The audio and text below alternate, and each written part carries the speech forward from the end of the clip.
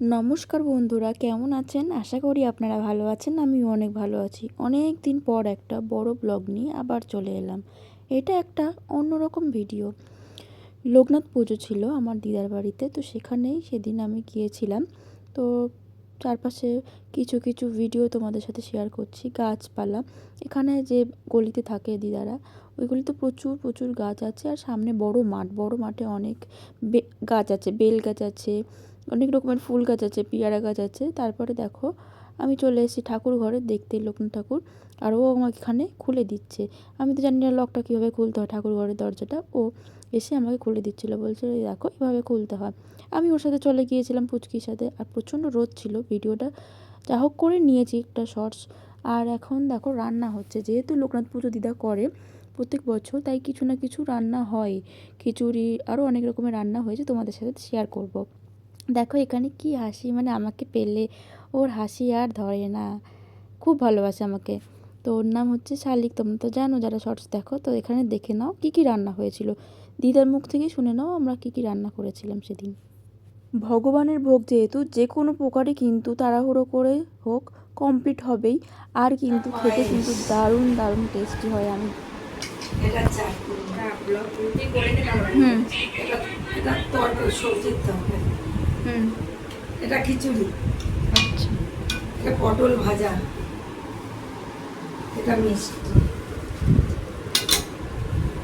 বেশ, এগুলো কি উপলক্ষে বলো? বাবা লোকনাথ আমার জীবন, বাবা লোকনাথ আমার মরণ। বাবা লোকনাথের পুজো উপলক্ষে আমি এই রান্না হয়েছে। আমার আর পুচকে খিদে পেয়ে গেছিলো, তাই আমি কিন্তু বসে পড়েছি ওকে নিয়ে। আর ও দেখো ফলস চুল লাগিয়ে চলে এসছে। আমার যেহেতু বড় বড় চুল দেখেছে, ওই জন্য ও একটা কাপড় দিয়ে গেঞ্জি, তো সেটাকে দিয়েই ও চুল বানিয়ে চলে এসছে। বলছে দেখো আমাকে কেমন লাগছে, হাই। মেয়ে মানেই চুলে কিন্তু খুব শখ থাকবে। তো এরা এখানে খেলছিল দুজনে, ছোটোবেলা সেই রান্নাবাটি খেলতাম আমরা, সেই রান্নাবাটি ওরা খেলছিল দুজন মিলে। আমি বলি কি করছিস তোরা, একটু দেখি ভিডিও করে নিয়ে আসি। তো তারপর বিকেলবেলা চলে গিয়েছিলাম আমরা মেলায়, আমার মা যেখানে মেলা দিয়েছে পাটুলি, সেখানেই চলে এসেছিলাম। গপুকে নিয়ে এসেছিলাম সাথে, গপু কোনোদিনও বেরোয়নি। যবে থেকে গপুকে আনা হয়েছে ফার্স্ট টাইম কিন্তু গপু বেরোলো আমার সাথে। তো দেখো মেলায় কত রকমের জিনিসপত্র এসছে। মেলায় যা যা থাকে আর কি, প্রতিটা মেলায় কিন্তু এই একই জিনিস, কিন্তু তাও মেলা ঘুরতে ভালোই লাগে। আর এখানে একটা হাতের কাজে, মানে বাঁশ দিয়ে কঞ্চি দিয়ে উনি বানাচ্ছিল। আমরা এখান থেকে একটা গপুর জন্য ঝুড়ি কিনে নিয়েছি, গপুকে বসিয়ে নিয়েছি। গপুর কিন্তু কোনো ঝুড়ি ছিল না, তো কোনোদিন ওকে বাইরে নিয়ে যায়নি, সেভাবে কিন্তু কিছু কেনাকাটা হয়নি। তো এখানে স্টলগুলো একটু ঘুরে ঘুরে দেখাচ্ছিলাম তোমাদের, যেটুকু পেরেছি। সব সময় তো আর সব কিছু শেয়ার করা সম্ভব হয় না। তো মেলাটা পুরো গোটাতে, সব গোটা ভিডিও তো তোমাদের সাথে শেয়ার করতে পারিনি। দেখো এটা হচ্ছে মায়ের স্টল দিয়েছিল এখানে, মা যেগুলো সেল করে, নিজে বানায় হাতে, হ্যান্ডমেড জুয়েলারি, সেইগুলোই কিন্তু এখানে ছিল।